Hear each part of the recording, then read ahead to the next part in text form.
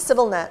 My guest today is Sharif Nashashibi, who is a commentator on Arab issues, is an Arab himself, a Syrian of mixed background, typical Middle Eastern mixed background, who is currently in London. Sharif, thank you for joining us on CivilNet. Thanks for having me. Sharif, we've been reading some of the things you've written, following some of the things you've said, and it seems to us that you're a perfect person to whom we can throw a bunch of complicated questions. Is that okay? That's fine, yeah. I don't know that any question about the Middle East these days is easy, let alone Syria, let alone now Exactly. when we seem to be in the middle of some sort of odd, absurd countdown. You know, I think part of what we in the outside world are confused about is that on the one hand, we have what most people seem to agree on is somebody who's not running his country the way he ought to, and perhaps needs not to be there in that position. And on the other hand, we have people who, believing that, don't necessarily want to go to bombing and that sort of military intervention. So what are the options? What's on the other side? Well, this is the problem. This issue of the planned military intervention has really split the opposition. You have many people who still want to see the back of Assad. The internal opposition. Sorry? Internal opposition? The internal and the external opposition. It has divided them. And there are legitimate arguments on both sides for and against the military intervention. It has split them. I think Bashar Assad should not presume that this is some kind of boost in support for him. But it's a very difficult situation. The options are very limited. If you look at the military options directly against his chemical weapons arsenal, they're very limited options, if any options. You know, they can't bomb the chemical weapons sites, or they might disperse the chemical agents. If they set up a no-fly zone, you will only stop air deployment of chemical weapons, not ground deployment. And even then, you might still disperse the chemical weapons over a wide area.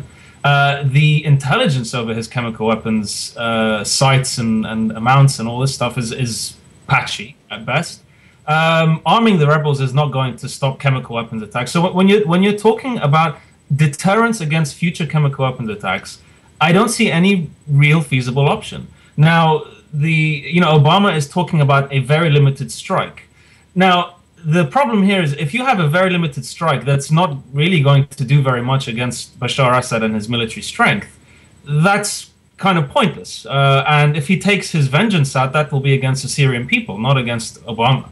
On the other hand, though, if they go into some long, protracted intervention in Syria, there is very little domestic support in the US, in Britain, and France. Those are the three countries mainly thrusting towards military intervention. There's no domestic appetite for it. So it's not something that they could feasibly carry out. So either way, their hands are tied. And I think this whole issue has been so mishandled by them that they have basically just sent the signal to Bashar Assad that basically you can do exactly what you like.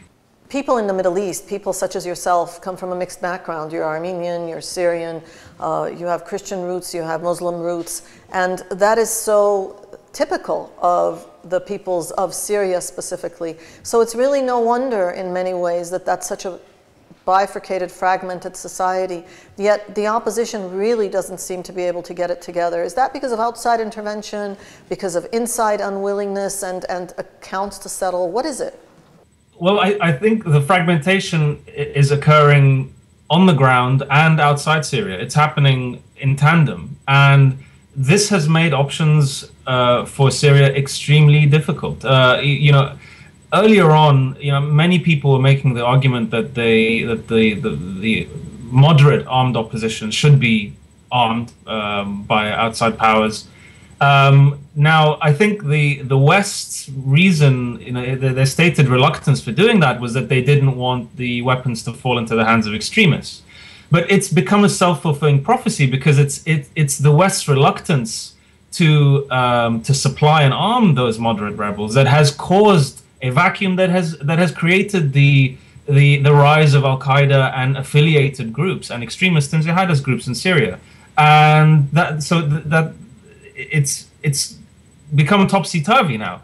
The fact that the West wouldn't help has created this issue of extremism, and these extremist groups are thriving where they weren't before. And that's made now the issue of arming the rebels even more difficult, because there really are extremist groups in Syria now, and the situation is so divided that it's making it very difficult to help the opposition when they seem unable to help themselves. They cannot unify. Many Syrians, although they are certainly not switching sides to Bashar al-Assad, they are despairing, because while they used to support the opposition and still support the revolution, but they no longer feel that the opposition represents them, and they don't speak for the opposition. That they're still against Assad, but the opposition are seemingly, their divisions are unbridgeable. They are kind of descending more and more into direct fighting, into a lack of a coherent media strategy. That on all fronts, they just can't get their act together, and that's leaving many Syrians, on the fence. That, well, we can't stand Assad, but these people, the opposition, doesn't represent us either. So they're in this kind of limbo, stuck between these two sides, and in the meantime, there doesn't seem to be any solution to this conflict. Everyone's talking about the need for diplomacy, but on the ground and practice, this isn't happening. The different parties are being armed by outside powers.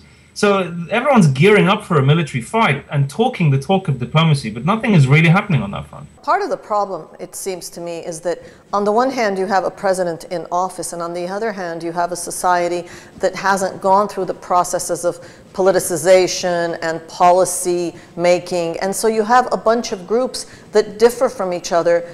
And do they differ from each other because A, they're being manipulated, B, because they really have ideological and policy differences, C, because they don't have the wherewithal to increase their size and their pull?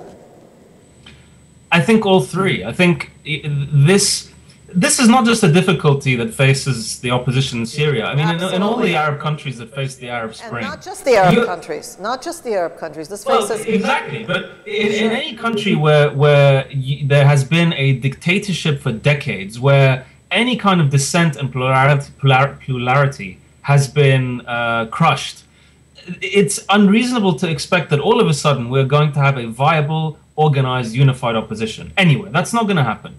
But I think it's been made more difficult in Syria because of the number and amount of outside forces directly helping Bashar al-Assad to try and crush the revolution. This, as the conflict has dragged on, and as the odds are becoming stacked against a kind of military victory of Assad, this has created more divisions within the opposition in terms of how do we topple him, what methods do we use. It's become more difficult, and furthermore, do we get outside help? What kind of outside help do we get? In countries like Egypt and Tunisia, this wasn't necessary. This was seen as an internal problem that was solved internally. The dictators stepped down in a relatively short time and with relatively less bloodshed. But in countries like Libya and Syria, where the dictators were determined to stay in power, this necessitated, unfortunately, outside involvement, and has created a much more difficult situation. So, there are many legitimate criticisms against the opposition, but it has to also be said they are facing an extremely difficult situation, where you have outside powers helping Bashar al-Assad stay in power. You have a very fractious and diverse community in Syria, and many different agendas from the inside and outside. Is it unfair? Any opposition would find it difficult to operate under these circumstances. Is it unfair, or is it cynical to say that in many ways the fragmentation in Syria reflects the fragmentation in the Arab world?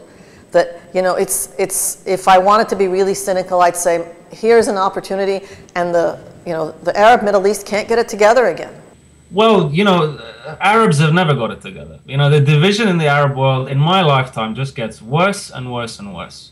So, yes, I think divisions within Syria reflect divisions within the Arab world and reflect divisions in the international community.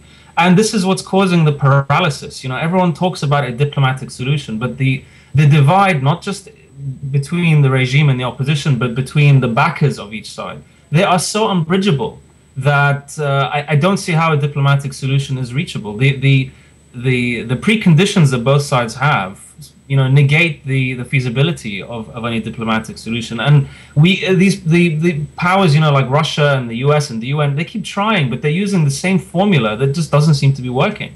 And in that vacuum, everyone is actually gearing up for a military fight. They all say, "Oh, there's no military victory and there's no military solution." But on the ground, they are, that's what they're gearing up for, because diplomacy has failed and they keep sticking to the same redundant solution.